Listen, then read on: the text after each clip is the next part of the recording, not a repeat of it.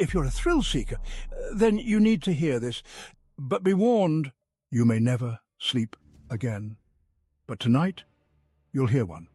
In a world where shadows whisper, and the truth is far more terrifying than fiction, you must brace yourself. Turn off the lights, put on your headphones, and whatever you do, don't look behind you. The nightmare begins now.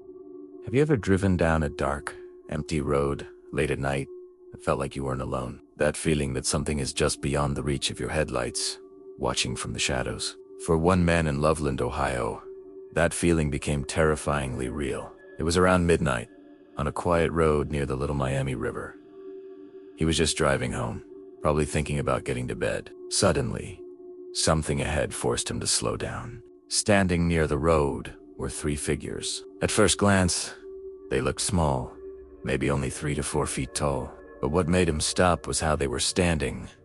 Upright, balanced, like humans. As his headlights bathed them in light, he got a clear look. Their skin wasn't human. It was smooth and leathery, with a greenish hue. And their faces resembled frogs. Wide, slit-like mouths, flat noses, and large, unblinking eyes. One of the creatures was holding something that looked like a wand. It wasn't pointing it at him, but was using it to examine something, almost like it was communicating. The man froze, his mind struggling to process what he was seeing. After a moment that felt like an eternity, his survival instinct kicked in. He slammed his foot on the gas and sped away, his heart pounding in his chest. This wasn't a story he told at a bar for a laugh. It wasn't something he brought up years later for attention. He went to the police. He officially reported what he saw. The report was documented, filed away, and quietly forgotten. For years, nothing else happened. The strange sighting on that lonely road faded into local folklore, a whisper among those who remembered. Then, in March of 1972, the legend roared back to life, this time involving law enforcement. An officer was patrolling near the same area, not far from the river. It was early in the morning, still dark. He spotted something on the side of the road, a creature, crouched low to the ground, its eyes reflecting in his headlights. He described it as frog-like, about the size of a large dog, but with an unsettling intelligence in its eyes. It stared back at him, not like a scared animal, but like something that was observing him. Feeling a sense of threat, the officer drew his weapon and fired.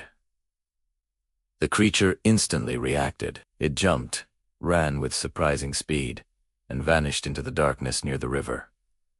The officer was shaken. He'd seen many strange things in his career, but nothing like this. Just 2 weeks later, another officer had a similar encounter. He was driving along the same stretch of road when he saw what he thought was an animal lying in the middle of it. He got out of his car to move it, thinking it might have been hit. As he approached, the creature suddenly got up on 2 legs and scurried away, hopping over the guardrail and down towards the river.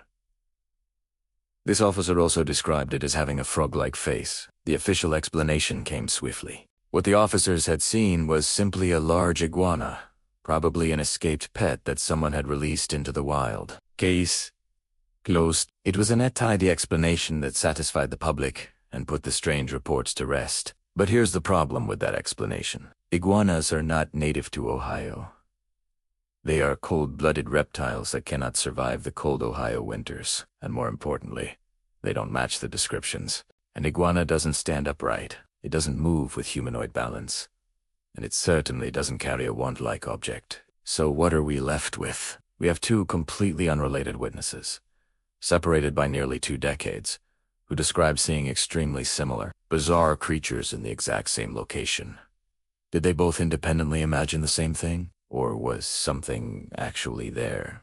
This is where the theories begin. Some believe the Loveland Frogman is a mutated amphibian. During the mid-1900s, industrial waste was often dumped into rivers. Could pollutants in the Little Miami River have caused a genetic mutation in the local frog population, creating a monstrous, man-sized version? It sounds like something out of a comic book, but environmental contamination has been known to cause strange deformities in animals. Others propose a more biological theory. Perhaps the frogman is an undiscovered species, a relic from an earlier stage of evolution that somehow survived and learned to stay hidden from humanity. Our planet is full of mysteries, and new species are discovered all the time. Could a small population of these creatures have found a perfect hiding spot in the secluded woods and waterways of Loveland? And then there are the more extreme theories, the ones that step into the realm of high strangeness. What if the frogman isn't an animal at all?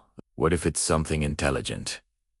The first sighting described one of them holding a tool, a wand, that implies a level of intelligence far beyond any known amphibian.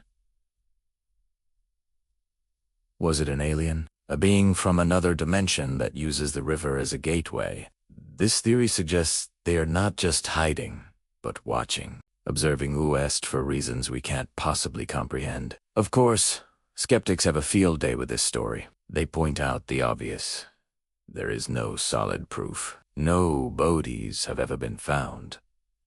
No clear photographs have ever been taken. There is no physical evidence whatsoever. All we have are a few eyewitness accounts, which can be unreliable. People can misidentify animals, especially in the dark. Fear and imagination can warp perception. From a purely scientific standpoint, without evidence, the Loveland Frogman is nothing more than a ghost story. But believers ask a different set of questions. How many incredible discoveries throughout history started as dismissed sightings? How many things were considered myth before they were proven to be real? Think of the giant squid or the gorilla once just sailors, tailies, and campfire stories. And here Estim was curious part of the Loveland Frogman legend. If it was just a hoax or a misidentification, why did the sightings abruptly stop the moment the media attention grew? After the 1972 incidents, the area was swarming with reporters and curious onlookers. And then, nothing. The frogman was gone. It's almost as if it knew it was being watched and decided to disappear. A hoaxer might have been scared off. But what if it wasn't a hoax? Maybe it left the area, seeking a more secluded home. Maybe it adapted, learning to be even more stealthy, more careful. Or maybe, just maybe, it's still there waiting in the cool, dark water of the Little Miami River, just out of sight, content to be a legend. Because legends don't always begin with lies. Sometimes they begin with a glimpse of something people were never meant to see. Thanks for watching. If you enjoyed this dive into the unknown, don't forget to like this video and subscribe for more mysteries. What do you think the Loveland Frogman was? Let me know in the comments below.